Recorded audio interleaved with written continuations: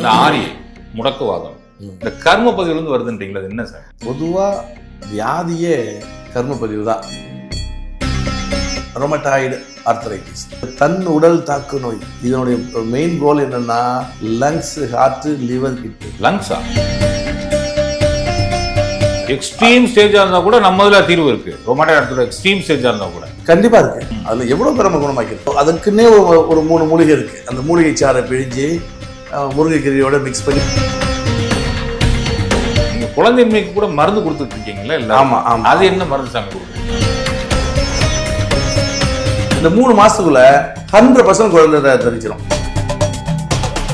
காரைக்குடியில் ஒரு டாக்டர், அவங்க சொந்தக்காரவங்க யாழ்ப்பாணத்தில், அவங்களுக்கு உடம்பு உச்சநிலையில உள்ளங்கால் வரைக்கும் சொல்லியாச்சு. இந்த டாக்டர் உள்ள வரும்போதே நீ என்னதவர் குணமாக்க போறாரு, நான் குணமாக்கிறேன்னு நான் சொல்றேன். 2 மாசத்துல கம்ப்ளீட்டா கியூர் ஆயிட்டாங்க. 3ஆம் மாசம் போகுது, டாக்டர் வர்றாங்க அடைக்கிறதுக்கு, ரிசீவ் பண்றதுக்கு. சுகமே சொல்ல சாமி. சுகமே சொல்க. ரொம்ப ரொம்ப மகிழ்ச்சியா இருக்கு சாமி. மகிழ்ச்சி. முகநூல் பக்கத்தை பாக்குறப்போ நிறைய நோய் நாடிகள் வந்து தங்கள் நோய் குணமானதை போட்டு ரொம்ப மகிழ்ச்சியை தட்ட கொடுத்துட்டு உங்களோட ஒரு ஆசீர்வாதம் போறப்ப நம்மளுக்கு ரொம்ப சந்தோஷமா இருக்கு. ஏன்னா சுகாலயாங்கிறது எவ்வளவு பெரிய குழுமம்ன்றது தெரியும். கண்டிப்பாக. அங்க எவ்வளவு பேர் அவ்வளவு குவிக்கா ரெக்கவர் ஆகி போறாங்கன்னு பாக்குறப்ப சந்தோஷமா இருந்துச்சு. எனக்கு ஒரு 8 இயர்ஸ் தான் ரொமட்டாய்டு இருக்குங்க. மெயினா என்னால பெயின் கில்லர் இல்லாம இருக்கவே முடியாதுங்க. ஒரு லாஸ்ட் 2 இயர்ஸா நான் ட்ரீட்மெண்ட் எடுக்கிறதே விட்டுட்டேன். என்னால ஒரு இடத்துல உட்கார்ந்து இருந்தேன்னா உட்கார்ந்து என்னால உடனே எழுந்து நடக்க முடியாதுங்க. யூடியூப் மூலமா தான் சாரோட வீடியோ பார்த்தேன். நான் பார்த்துட்டு சரி ஓகே ஒன்ஸ் வந்து பார்த்துட்டு போலான்ட்டு வந்து சாரை பார்த்தேன். எனக்கு வந்து 2 மந்த்துக்கு நல்லாவே இம்ப்ரூவ்மெண்ட் இருக்கு. எல்லாத்துக்கும் என்ன அட்வைஸ் பண்றேன்னா, ரொமட்டாய்டு இருக்கிற பேஷண்ட்ஸ் எல்லாத்துக்குமே இது ரீச் ஆகணும். ஏன்னா சார் கிட்ட வந்துட்டா கம்பல்சரி கியூரபிள் தான். ஏன்னா நம்ம உறவுகள்ட்ட நம்ம சொல்றோம், கண்டிப்பா அவங்க புரிஞ்சுக்கணும். அவங்க மூணு பக்கத்தை வந்து பார்த்தாங்கன்னா தெரிஞ்சிடும். அத்தனை பேர் மகிழ்ச்சியா போயிட்டு இருக்காங்க. அதுக்கு முதல் நெஞ்சார்ந்த நன்றிகள் சாமி. நன்றி, வணக்கம். நிறைய நாள் இங்க வரணும் பிளான் பண்ணுங்க சாமி. பட் அங்க வேலை இருந்தனால கொஞ்சம் தள்ளி போயிட்டு இருந்துச்சு. இன்னைக்கு முருகரால இங்க வந்துட்டோம். முருகா சிறப்பு. கோவலரால இங்க வந்தாச்சு. முருகா. இந்த ஆரி முடக்குவாதம் கர்ம பதிவுல இருந்து வருதுன்றீங்களா சாமி? அது என்ன கர்ம பதிவுல இருந்து வருது? ஏன்னா நிறைய எஜுகேட் பண்ணிட்டீங்க. தமிழ்நாட்டுல ரொமட்டாய்டை பத்தி நிறைய நீங்க தான் பேசிருக்கீங்க. இந்த கர்ம பதிவுல இருந்து வருதுன்றீங்களா? அது என்ன சாமி? பொதுவா வியாதியே கர்ம பதிவு தான். எந்த வியாதியா இருந்தாலுமே காய்ச்சலே கர்ம பதிவு தான். கர்ம பதிவு. ஆமா. அதாவது இந்தந்த செய்கையை, இந்தந்த பாவத்தை செய்தால், இந்தந்த கர்மாவை செய்தால், இந்தந்த வியாதி தன்னையும் தன்னை சார்ந்தவர்களையும் தன்னுடைய வாரிசுகளையும் போய் சேரும். அப்படிங்கிறது தான் செயல் விளைவு தத்துவம். அந்த செயல் விளைவு தத்துவத்தை தெளிவாக புரிஞ்சுக்கணும். நான் வந்துட்டு எப்படியும் வாரத்துக்கு 1 நாள் 2 நாள் இங்கே வந்துட்டு ஒரு மீட்டிங் வைப்பேன். அப்போ வந்துட்டு அவங்களுக்கு எல்லா விஷயத்தையும் விளக்கி சொல்லி திரும்ப இந்த வியாதி வர்றதுக்கு உண்டான வாய்ப்பை உருவாக்கிக்கிட்டுறாதீங்கன்னு நான் சொல்றேன். ஆமா ஆமா, நான் பார்த்திருக்கேன். நம்ம யூடியூப் சேனல்ல போட்டிருக்கோம். ஆமா ஆமா ஆமா. இப்போ இந்த வியாதி வச்சுக்கோமே, ரொமட்டாய்டு ஆர்த்தரைட்டிஸ். இப்போ உடனிருந்து கொல்லும் வியாதி. ஆமா ஆமா ஆமா சாமி, நான் நிறைய பார்த்திருக்கேன். காலையில இப்படி பிரஷ் எடுத்து வச்சவங்க அடுத்து முன்னாடி போக முடியாது சாமி, அவ்வளவு கஷ்டப்படுறாங்க. ஆமா, அதுக்கு தன் உடல் தாக்கு நோய் அப்படின்னு சொல்லுவாங்க, ஆட்டோ இம்யூன் டிசீஸ். இப்போ நம்ம ரத்தத்துல 2 விஷயம் இருக்கு. ஒன்று சிவப்பு அணுக்கள், இன்னொன்று வெள்ளை அணுக்கள். அப்போ இந்த வெள்ளை அணுக்களுடைய வேலை என்னன்னு பார்ப்போம். வெள்ளை அணுக்கள் வந்துட்டு நம்ம உடம்புல இருந்து நோய் எதிர்ப்பு சக்தியாக செயல்படுது. ஏதேனும் நோய் தொற்று நம்ம உடம்புக்குள்ள வந்துட்டா அவற்றோடு எதிர்த்து போராடி அவற்றை வீழ்த்தி நம்மளை வந்துட்டு பாதுகாக்கணும். இதுதான் வெள்ளை அணுக்களுடைய வேலை. ஆனால் இப்போ இந்த வெள்ளை அணுக்கள் என்ன பண்ணுதுன்னா 2 உடஞ்சிருது. 2 உடஞ்சி ஒரு ரியாக்டிவ் புரோட்டீன், அதாவது ஒரு விதமான புரதம், அதாவது சிற்றுலின் அப்படிங்கிற புரதமாக அது மாறுது. மாறினோன்னு என்ன ஆகுதுன்னா, இப்போ எதிரியை அடிச்சு காலி பண்றதுக்கு பதிலாக அப்படியே ரிவர்ஸ் ஆகி நம்முடைய ஆர்கான்ஸ் எல்லாம் தாக்க ஆரம்பிச்சிருது. நம்ம நினைச்சிட்டு இருக்கோம் ரொமட்டாய்டுனா சரி ஏதோ விரலுக்கு ஜாயிண்ட் வலிக்கும் போல, அதோட சரி அந்த வலி மாத்திரையை போட்டுக்கிட்டு அப்படியே கொஞ்சம் நம்ம சப்ரஸ் பண்ணிக்கிட்டே வாழ்ந்துடலாம். ஒரு பெரிய கம்பெனில அம்மா அப்படிதான் நினைச்சிட்டு இருக்காங்க. சார் நான் மாத்திரை போட்டுக்குவேன், காலில் மட்டும் எந்திரிக்க முடியாது என்னால, ஆனா பரவாயில்ல மேனேஜ் பண்ணிக்கணும்னு நினைச்சிட்டு இருக்காங்க. ஆனால் இது தன் உடல் தாக்கு நோய். இதனுடைய மெயின் கோல் என்னன்னா லங்ஸ், ஹார்ட், லிவர், கிட்னி. லங்ஸா? இல்ல முடக்குவாதம் அப்படி கை கால இப்படி இருக்கிற மாதிரி தானே இருக்கு.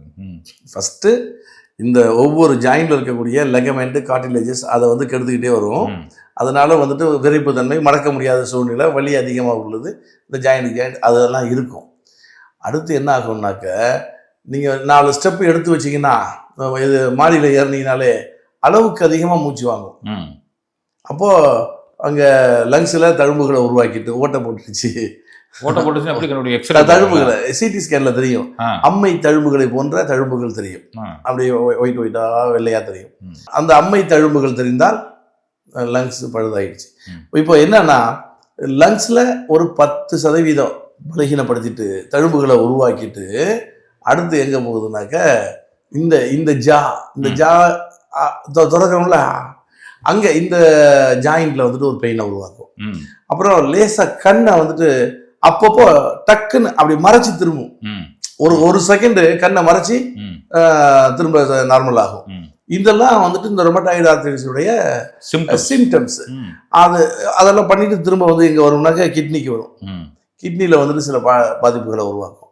அந்த சமயத்தில் நீங்கள் கவனிச்சிங்கன்னா யூரின் போகும்போது நுரையா போகும். நுரையா போகும்போது பல இடங்கள்ல நிறைய வீரிய மருந்துகள் எடுத்துக்கொள்ளும் போது கிட்னி கரைஞ்சி நுரையா போகும். அப்பவும் கிட்னி கரையும். இதுலயும் கிட்னி கரையும். ரெஸ்ட் ரூம்ல நுரையா வருது, அதை சொல்றீங்களா? ரெஸ்ட் ரூம்ல யூரின் போகும்போது யூரினே நுரைச்சிட்டு போகும். அப்படின்னா கிட்னி வந்து பழுதாகிட்டு இருக்குன்னு அர்த்தம். இது சாதாரண ஆளுக்கு இப்படித்தானா? ஆமா. ரொமட்டாய்டு ஆர்த்ரைட்டிஸ் இல்லாம சாதாரண நுரையா போனா அவங்க கிட்னியை பாத்துக்கணுமா? ஆமா ஆமா. யூரின் போகும்போது நுரையா இருக்கு அப்படின்னு சொன்னா உடனே நீங்க உஷாராயிடணும். நீங்க யூரினை நீங்க லேப்ல கொடுத்து டெஸ்ட் பண்ணாக்க புரோட்டீன் லீக் ஆகுதுன்னு சொல்லுவாங்க. புரோட்டீன்ங்கிறது என்னன்னா நம்முடைய கிட்னியே கரையுதுன்னு அர்த்தம். கிட்னி செல்ஸே கரைஞ்சி வெளியேறுதுன்னு அர்த்தம். இப்போ நீங்க வேணாம் இப்படி சொல்லி வச்சுக்குவோம். ஒரு சின்ன பவுல்ல கொஞ்சம் தண்ணி வச்சுக்குவோம். மட்டன் ஸ்டால்ல போய் ஒரு கிட்னி கொடு, ஆட்டோட கிட்னி கொடுங்கன்னு சொல்லி கேட்போம். வாங்குவோம். ஒரு பிளேடு, இந்த பிளேட்னால இந்த கிட்னியை சுரண்டுவோம். அப்படியே சுரண்டி இந்த தண்ணியில் கலக்குவோம். இப்போ இதை லேபில் கொடுப்போம். இந்த வாட்டரில் புரோட்டீன் கலந்துருக்குன்னு சொல்லுவாங்க. அப்படியா? ஆமாம். அந்த புரோட்டீன்ங்கிறது என்ன? இந்த ஆட்டோடைய கிட்னியோடைய செல்ஸ். நம்மளுடைய செல்ஸ் பிளேடு இல்லாமலேயே சுரண்டப்படுது. யூரினா நுரைக்குது. ஆமாம். இப்போ நம்ம அப்பயே உஷாராயிடணும். யூரின்ல நுரை போனால் உடனடி அதுக்கு ஒன்றும் கவலைப்பட வேண்டாம். நம்ம அதுக்கெல்லாம் தீர்வு நம்ம வர்மக்கலையில எக்ஸ்ட்ரீம் ஸ்டேஜா இருந்தா கூட நம்ம இதுல தீர்வு இருக்கு. ரொமட்டாய்டு ஆர்த்ரைட்டிஸ் எக்ஸ்ட்ரீம் ஸ்டேஜா இருந்தா கூட கண்டிப்பா இருக்கு. கண்டிப்பா இருக்கு. அதுல எவ்வளவு பேர் நம்ம குணமாக்கி இருக்கோம். சரிதானே? இதுல என்ன ஒரு விஷயம்னா, ஆனா பல பேருக்கு நம்பிக்கை வர மாட்டேங்குது.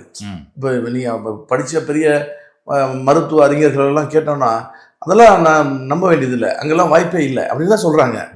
உங்க ரெக்கார்ட்ஸ் இருக்கு. 25 வருஷம் பார்த்தா எவ்வளவு ரெக்கார்ட் நிறைய. அதாவது இப்போ ரொமட்டாய்டு ஆர்த்ரைட்டிஸ்னு உள்ள வர்றவங்க அவங்க டெஸ்ட் எடுத்துட்டு தான் வர்றாங்க. டெஸ்ட் எடுத்துட்டு தான் வருவாங்க. இப்போ அந்த டெஸ்ட்ல எல்லாமே வந்துட்டு பாசிட்டிவா இருக்கு. புரியுதா? இப்போ இந்த ரொமட்டாய்டு ஆர்த்ரைட்டிஸ் அது மட்டும் இல்லை, ESR, CRP, RA ஃபேக்டர்ஸ், ஆன்டி-CCP, அப்புறம் anti nuclear antibody, ASO titre, இப்படி நிறைய வெரைட்டிஸ் இருக்கு. எதுல வந்துட்டு உங்களுக்கு பாசிட்டிவ்னு வந்தாலும் ரொமட்டாய்டு தான், ரொமட்டாலஜி தான் இது எல்லாமே. ஸோ இதை குணமாக்க இயலாது, சப்ரஸ்ல வச்சுக்கலாம், வலி இல்லாமல் இருக்கலாம் அப்படின்னு ஸ்டெராய்ட்ஸையும் பெயின் கில்லரையும் நம்ம போட்டு மேனேஜ் பண்ணிக்கிறோம். அப்போ இந்த ஹைட்ராக்சி குளோரோக்வின் அதெல்லாம் போட்டு பண்ணிக்கிறோம். இப்போ இதில் என்னன்னா, இப்போ இதை விட்டுட்டோம்னா கடுமையாக வலிக்கும், பெட்டை விட்டு எழுந்திருக்க முடியாது, சாப்பிட்டா தான் நடமாட முடியும். இவ்வளவுதான். இந்த நோயில் விழுந்துட்டா வேறு வழியே இல்லை, இந்த மாத்திரை சாப்பிட்டு தான் ஆகணும். ஆனால் நான் என்ன சொல்கிறேன்னா, சாப்பிட்டுட்டு இருந்தாலும் சில பேர் வந்துட்டு இப்போ வருஷக்கணக்கில் சாப்பிட்ருப்பாங்க, 5 வருஷம் 10 வருஷம் இப்படி மருந்து அடிக்ஷனாக இருக்கும். ஸோ அவங்கள கூட ஒரு மாதம் எக்ஸ்ட்ரா தேவைப்படும், அவ்வளோதான். கொஞ்சம் கொஞ்சமாக மருந்துகளை விட வச்சு மீட்டு கொண்டு வந்துடுவோம். மீட்டு கொண்டு வந்து நம்ம கொடுக்குற மருந்துல அதுக்குன்னே ஒரு 3 மூலிகை இருக்கு. அந்த மூலிகை சாறை பிழிஞ்சு முருங்கைக்கீரையோட மிக்ஸ் பண்ணி சமைச்சு கொடுத்துருவோம். காலைல டிஃபனா சாப்பிட சொல்லி. இன்னைக்கு காலைல சாப்பிட்டேன் நானு. நீங்க சாப்பிட்டீங்க? ஆமா, வர்றப்பெல்லாம் சாப்பிட்டுருவேன். நான் காலையில சாப்பிட்டேன். நல்லது, பொதுவாகவே நல்லது. யார் வேணாலும் சாப்பிடலாம். பிளட் பியூரிஃபை ஆகும். ஆமா ஆமா. இப்போ அவங்க அதை தொடர்ந்து ஒரு நாள் விட்டு ஒரு நாள் சாப்பிடணும். அதுதான் அது கொடுமை. 3 மாசத்துக்கும் ஒரு நாள் விட்டு ஒரு நாள் வயிற்றுப்போக்கு போற மாதிரி இந்த மருந்தை சாப்பிட்டு வயிற்றுப்போக்கு போகணும். இப்படி போனுச்சுன்னா மூலிகையை சாப்பிட்டு முடிச்சு ஒரு 3/4 மணி நேரத்துல வயிறு கம்ப்ளீட்டா சுத்தமாயிரும். வயிற்றுல ஒண்ணுமே இருக்காது. தண்ணியை மட்டும் குடிக்க சொல்லுவோம். சுடுதண்ணி, வெந்நீர் குடிக்கிற தண்ணி தான் வெளில போகும். அப்ப இந்த பிளட்ல உள்ள டாக்ஸின்களை பூரா உறிஞ்சி வெளியேற்றும். இது எப்படி கர்ம பதிவுல வருது? பொதுவா வியாதினாலே நிறைய மரபு சார்ந்த விஷயம் தான், டிஎன்ஏலே வந்துருது. அவ்வளவுதான். இப்போ எந்த வியாதியும் நம்முடைய முன்னோர்கள், நம்முடைய அப்பா வகையில அப்பாவுடைய அப்பா வகையில ஒரு 7 தாத்தா பாட்டி, அப்பாவோட அம்மா வகையில 7 தாத்தா பாட்டி, அம்மாவுடைய அப்பா வகையில 7 தாத்தா பாட்டி, அம்மாவுடைய அம்மா வகையில 7 தாத்தா பாட்டி, இவங்க எல்லாரும் நம்முடைய முன்னோர்கள். இவங்களோட இந்த 7 தாத்தா பாட்டிகளுக்குள்ள இருக்கக்கூடிய குணநலன்கள் கூட தாத்தா மாதிரியே பையன் பேரனுடைய ஆக்டிவிட்டிஸ் இருக்கு, அவரை மாதிரியே அவனுடைய குணங்கள் அமைஞ்சிருக்குலாம் சொல்றதெல்லாம் கேள்விப்பட்டிருக்கோம் தானே. இங்கிலீஷ்ல கூட அது அலோபதியில கூட அதை ஹெரிடிட்டிங்கிறாங்களே, பாரம்பரிய. அப்போ நம்ம தாத்தாவுக்குள்ள குணநலன்கள் எப்படி பேரனுக்கு வருதோ அதே போலவே வியாதிகளும் 7 தலைமுறைக்குள்ள இருக்கக்கூடிய வியாதிகளும் வருவதற்கு வாய்ப்பு இருக்கு. நான் சொல்றேன் கேளுங்களேன், இப்போ என்னுடைய தலைமுறையில இருந்துச்சா இல்லையான்னு எனக்கு தெரியல.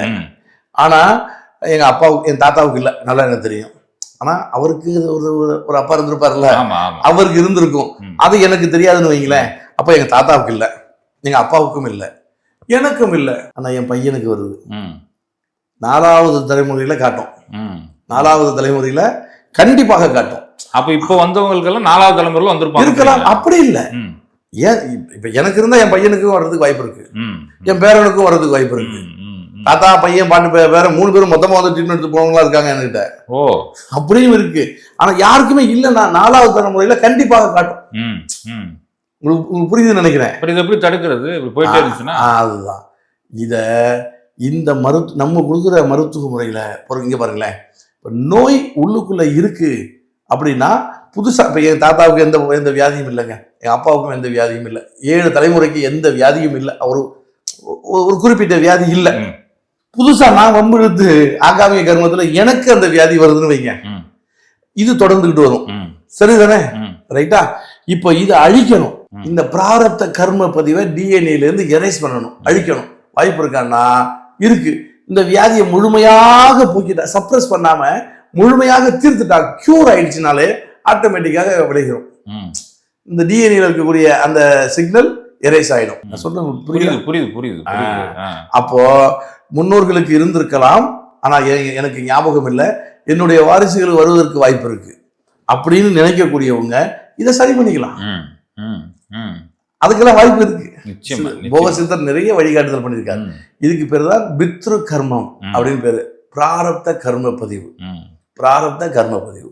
இந்த வியாதி எல்லாமே பிராரப்த கர்மா தான். கூடவே ஆகாமிய கர்மான்னு ஒண்ணு இருக்கு, தான் செய்யறது, முன்னோர்கள் செஞ்ச கர்மாவுக்கு அனுபவிக்கிறது ஒண்ணு, புதுசா நான் செய்யறேன்னு வைங்க, இது புதுசா ஆகாமிய கர்மமாக புது வியாதியாக எனக்கு உள்ள வரும். இல்ல அதைத்தான் கர்ம பதிவுல இந்த காய்ச்சலாம் வருதுல இப்ப நீங்க செய்யறதுதான்றாங்க. இருக்குல்ல சளி, நீங்க அந்த ஸ்டேஜஸ்ல இப்ப நம்ம செய்யற கர்ம பதிவுல வர்றதுதான். அதான் அந்த கர்மா. நான் தானே சொல்றேங்களேன், இப்போ விஞ்ஞானம் என்ன சொல்றது, நியூட்டனே சொல்லியிருக்காரு. நியூட்டனின் 3வது விதி என்ன? எந்த ஒரு தாக்கத்துக்கும் மறுதாக்கம் இருக்கு, எதிர் விளைவு இருக்கு. எந்த விளைவுக்கும் எதிர் விளைவு கன்ஃபார்மா இருக்கு. சரிதானே? அதுதான் விஞ்ஞானம் சொல்றதுதான் இங்க மெய்ஞானமும் சொல்லுது. செயல் விளைவு தத்துவம், தீதும் நன்றும் பிறர் தர வாரா. நீங்க ஒரு துன்பத்தை அனுபவிக்கிறீங்கன்னா அது யாரோ கொண்டு வந்து உங்களுக்கு கொடுத்தது இல்ல, உங்களாலதான் அது வந்திருக்கு. இது ஆகாமிய கர்ம பதிவாக, அல்லது உங்களுடைய முன்னோர்களால வந்திருக்கலாம், பிராரப்த கர்ம பதிவாக. சரிதானே? அதை மிகச் சரியாக நீங்க சரி பண்ணி அதிலிருந்து நீங்கள் முழுமை பெற்று, அதாவது குணமாகி, இதன் பிறகு வரக்கூடிய வாரிசுகளுக்கும் தொடரா வண்ணம் நீங்க சரி பண்ணிக்கலாம். அதுக்கு நம்ம சுகாலயால இருக்கு. நான் இன்னொரு விஷயம் சொல்ல கேட்டுக்கீங்க. அதாவது யாரெல்லாம் கல்யாணம் பண்றதுக்கு முன்னாடியே திருமண வயதுல இருக்காங்கல்ல ஆண் பெண்கள், அவங்க 2 பேருமே கல்யாணம் பண்றதுக்கு முன்னாடி 2 பேரும் சந்திச்சுக்க கூட முடியாது, அது வேற விஷயம். பையன் வீட்டுல இருந்து பையனும் பொண்ணு வீட்டுல இருந்து பொண்ணும் இப்போ ஒரு 48 நாள் சிகிச்சை முறை இருக்கு. புரியுதா? ஃபர்ஸ்ட் 18 நாள் இங்க தங்கணும். தங்கி இருந்தாக்க அவங்களுடைய ஆர்கான்ஸ், அந்த உள்ளுறுப்புகளை எல்லாம் டீடாக்ஸ் பண்ணி பலமாக்கிடுவோம். லிவர், கிட்னி, ராஜ்ய உறுப்புகள் அவற்றையெல்லாம் டீடாக்ஸ் பண்ணி பலமாக்கிடுவோம். பலமாக்கி ஒவ்வொரு ஜாயிண்டையும் நம்ம என்ன பண்ணிடுவோம், ஸ்ட்ரென்தன் பண்ணிடுவோம்.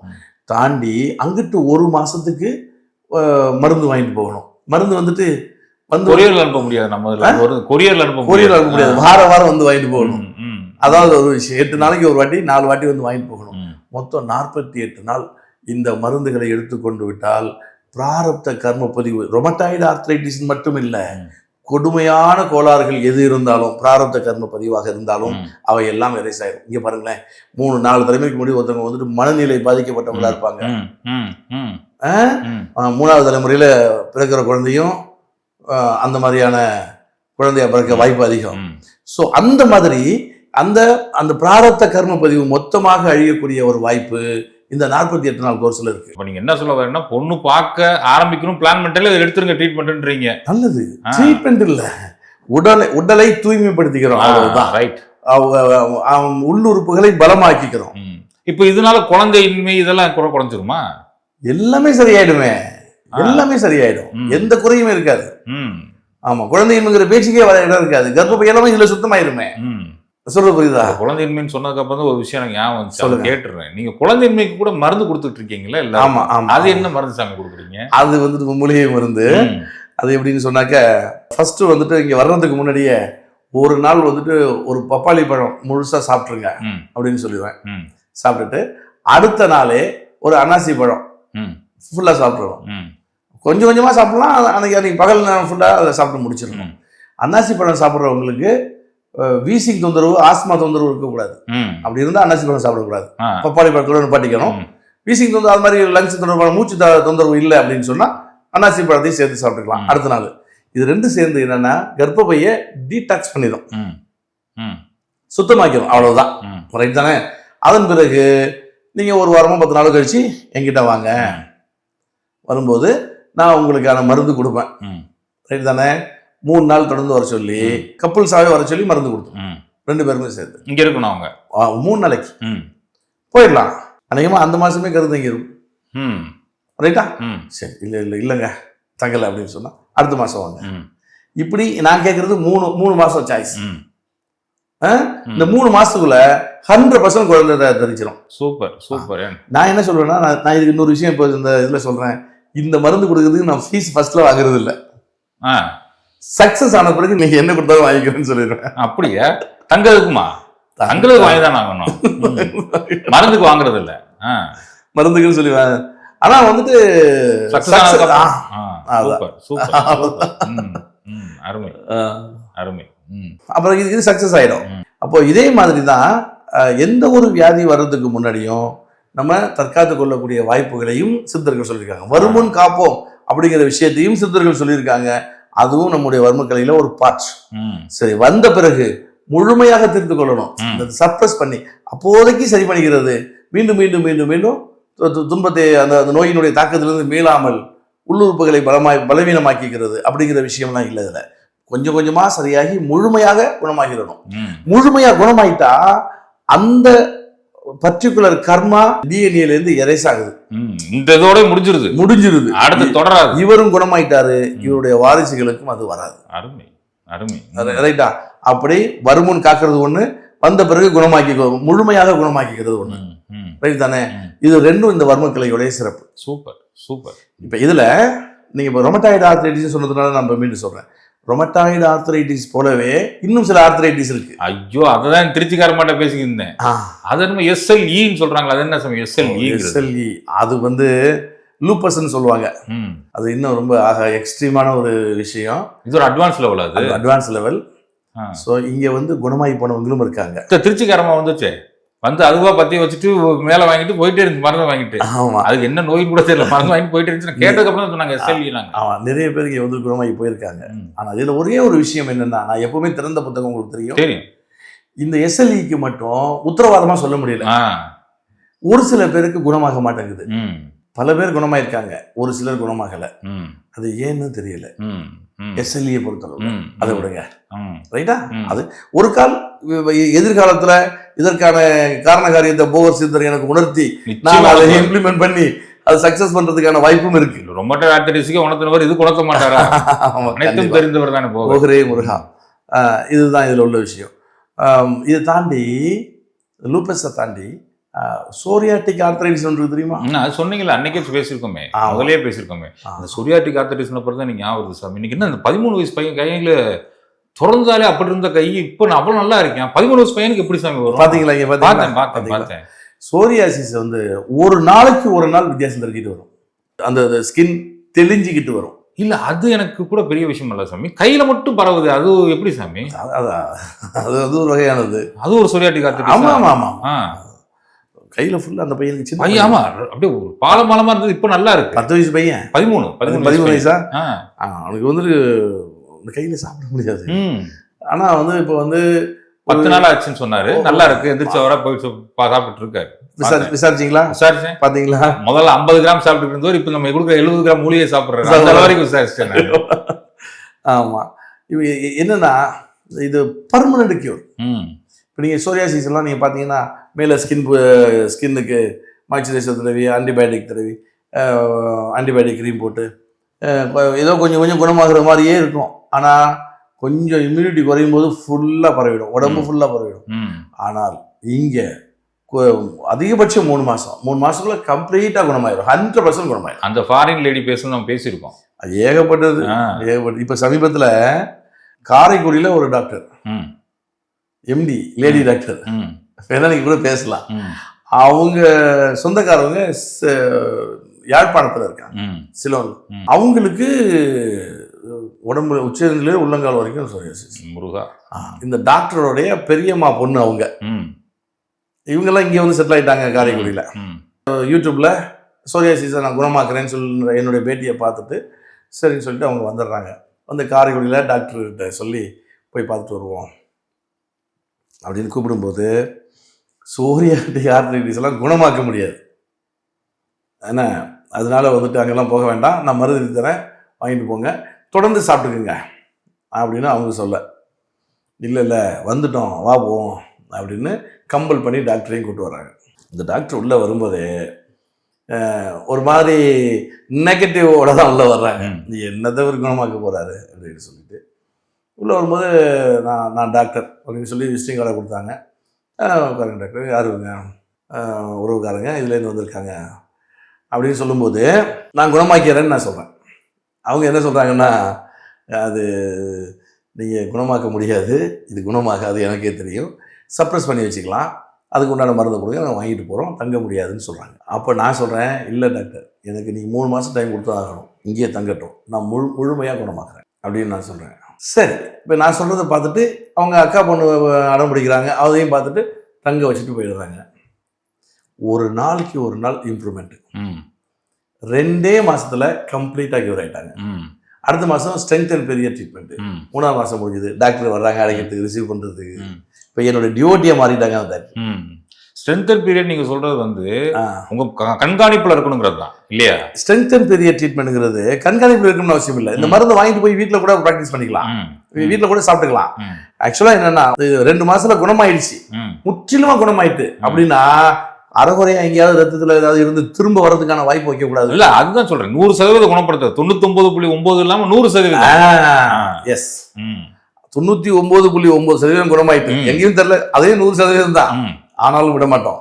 அங்கிட்டு 1 மாசம் நீங்க ஸ்ட்ரென்த் அண்ட் பெரிய ட்ரீட்மெண்ட், வலி இல்லாம, ரொமட்டாய்டு பேஷண்ட்டுக்கு வலி இல்லாட்டாலும் கூட, நெகட்டிவ்னு வந்தாலும் கூட அங்கிட்டு 1 மாசத்துக்கு ட்ரீட்மெண்ட் கொடுப்போம்.